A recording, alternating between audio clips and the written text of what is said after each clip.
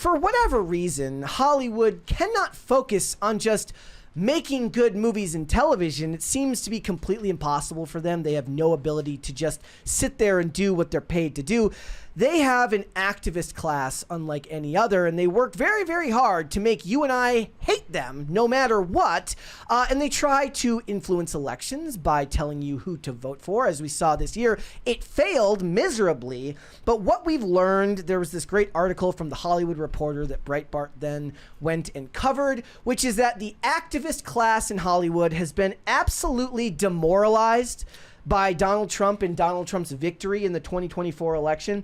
And what it goes on to focus on is like they're not going to be wearing pink pussy hats on the road and protesting. What they're going to be doing is they're going to be focusing not on the macro scale but on the micro scale, which is local elections and down ballot candidates. And then I'm over here thinking, like, why do they have to do that at all? Like, just hear me out. What if you just like went to work and did your job and then like went home? Why would That'd be great. But apparently that's not the case. What they want to focus on, tell me if you're shocked by this, abortion and climate change. Shocked? Does anybody find that shocking? Not even a little bit. So exhausting is what it is. This is what first of all, this is literally from the Hollywood Reporter. It says, "Leave your pussy hats at home." Well, you should have done that from the beginning. You shouldn't have ladies and gentlemen. You shouldn't have it to begin with. It says, instead, Hollywood elites are reportedly refocusing on efforts on local and down ballot candidates. I do think that the approach will be much more micro than macro this time around. The chief engagement officer of the industry law firm Johnson, Shapiro, Sluitt & Cole told the outlet. Says, we'll see more of a focus on state and local levels. The fight to protect abortion is a good case study. You're seeing states ratifying abortion at the state level. Oddly enough, then most of the small government people are like, great, that's what you should be doing from the beginning. Like that. We love that. We love that idea. Even, the people who are super against abortion won't, but your average everyday small government person, libertarians are like, fantastic, do that. It's absolutely ridiculous. Back in 2017, they're talking about, everyone taking to the streets and ruining Hollywood with pink pussy hats and then making movies like Ghostbusters 2016. And what is it that you guys think motivates actors to latch on to such political causes? And this is what I thought was funny. It's always now in 2024, abortion and climate change. Those two specifically. Now, abortion, I actually understand from their level. I think it's evil. But the point is they go on stage at award shows and they say, I wouldn't be here because I had to get an abortion at one point. They said, I wouldn't have had my career if I didn't kill my baby. That's what they're saying. Not to be crude. That's what they're saying. They go up on stage at the Oscars and they think that they have that right, which of course, to a person who's politically uninitiated sounds like, oh, they were able to succeed because of their right to choose. But what we really understand is that, sure. Go ahead. The studios love it. You know why? Because network, like for instance, if you're on network TV, right, and you're a female lead on a television show, they don't always write you out. What they have to do is they have to do what they did with Dana Scully for like 7 times on the X-Files, which is stack a bunch of files on top of her and put her in the frumpiest coat you can see. It's less work for them if you can just get an abortion. Like a company saying, we'll fly you to another state to get an abortion because we don't want to pay for maternity leave. Yeah, I mean, that's a real thing. But I think that for people to really understand the abortion, I guess I don't want to use pop culture phrases. The dishonesty surrounding the abortion debate is when they're the people that are getting full hysterectomies because they want to retain the choice. Yeah, that's insane. Yes, you're literally getting a hysterectomy, which bars you from ever having a choice again. Yeah. And you're doing it so that, and you're saying, you're articulating to people that it's so that way you can have the choice. The left, the arguments coming from the left, the language they use is totally disassociated from what they mean nowadays, or at least it's become glaringly obvious to the average not politically initiated person, that the language they use is totally disassociated from the realities that they're talking about. And I think that the average, viewer wouldn't care if it wasn't seeping into the actual entertainment, right? Look, I loved, what was it? The Day After Tomorrow, which is literally a climate propaganda movie of the most insane degree back in 2002 or something like that. I think I guessed the year on the show once and I got it wrong, and I was like, for shame.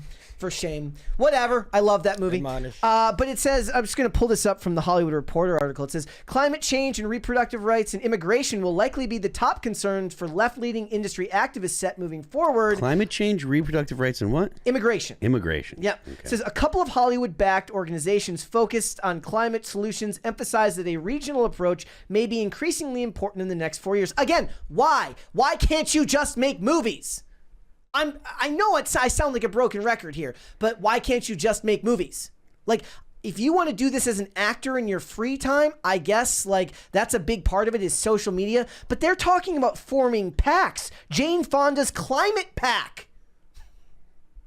I don't get it. I don't get what it is about the average Hollywood actor. I think a lot of it is guilt.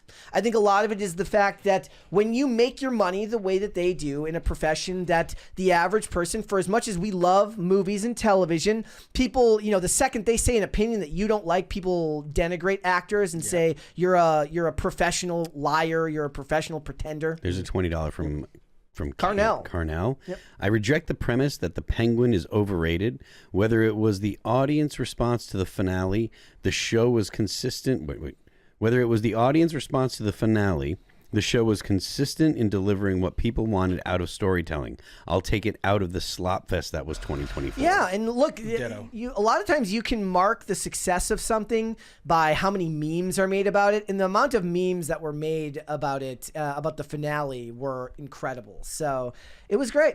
So a couple of Hollywood-backed organizations focused on climate solutions emphasize that a regional approach may be increasingly important in the next 4 years. Climate advocates can surmise that any action to increase community resilience to climate disasters or build more renewable energy infrastructure is absolutely going to fall to the states, to cities, to civil society, to industry leaders, religious organizations, nonprofit organizations, and to everyday people, argues Sarah Shanley Hope, the managing director of narrative strategies at the Solutions Project, which was co-founded by Mark Ruffalo.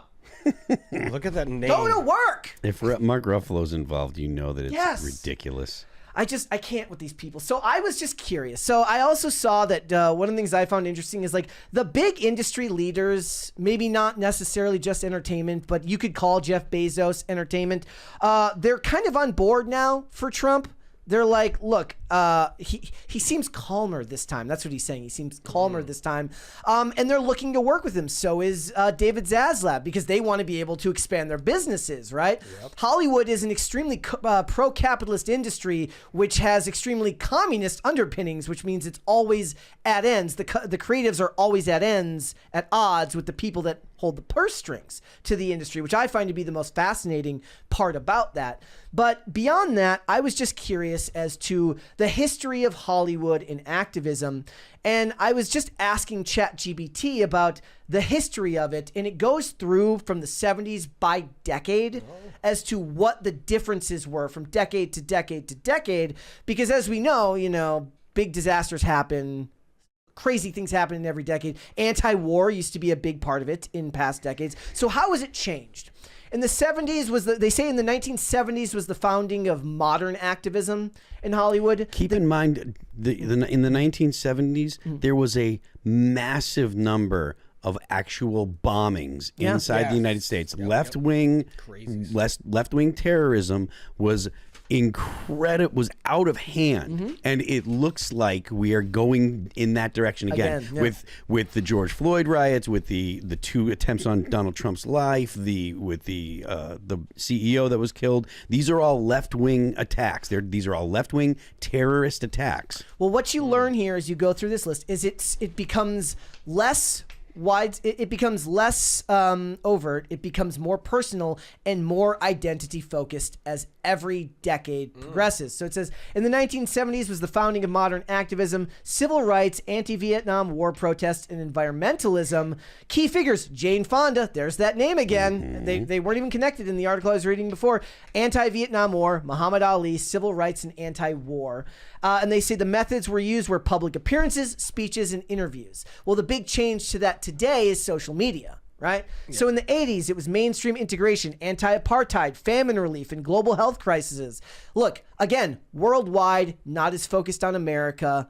And again, public appearances and things like that are the way you got the word out. The 90s was the beginning of globalization and identity politics. So we love the 90s, you know, we speak very highly of the 90s here. And I think everybody who lived through it, I posted a commercial last night from like the early 90s, a Cheerios Christmas commercial that I guarantee you if you go watch right now will hit you in the feels very, very hard. But all of this stuff was already started back then. So it says global poverty, LGBTQ rights, and environmental conservation. In the 2000s, social media emergence, climate change, anti-war movements, and human rights. Examples are Angelina Jolie for refugee advocacy, Leonardo DiCaprio for climate change, and Sean Penn for Hurricane Katrina relief. Well, Sean Penn is one of those guys who's insufferable all the time. Yeah, but he is insufferable all the time. The 2010s was the rise of digital activism, and there's that word, intersectionality. Yeah. And that's where you get to the point where we are now. And why I say that is because Hollywood, still made up largely of the most successful people being successful white people, means a lot of lashing yourself and prostrating yourself before others to say, I'm sorry for my success and my skin color. Yeah. And I think that the fact that there are so many people that are so successful and they're so repentant about it speaks to the fact that society hasn't been teaching people to have pride in themselves and to believe that winning is good and stuff. So there's a $19 chat from Nate, $20 chat from Nate. Please read chat from my name is Giovanni Giorgio. I don't see the chat. Yeah, I can't see it. I don't see it. But I just thought, so these were the key trends over time. Increased personalization, got it right that time. Activism is now a part of many celebrities' personal brands. Stop that. Seriously, stop that. If you want to be a celebrity, you can do it without activism. I know a lot of the industries will say otherwise because they're now expected of you, which is sad. But I imagine that for the ones that are most successful, you have to find a cause that like flies under the radar. Like, what is Sydney Sweeney's activist cause? I have no idea. And we love her for it. Yeah. Keanu Reeves does, like, whatever Keanu Reeves supports as far as social justice, I don't know what it is. Right? So you can do it perhaps, but you have to find a way to do it that does not annoy the average everyday person. Thanks for watching. Listen to full episodes of Pop Culture Crisis on Spotify. Keep up with us on social media and make sure you subscribe and ring that bell so you never miss the show. Bye, guys.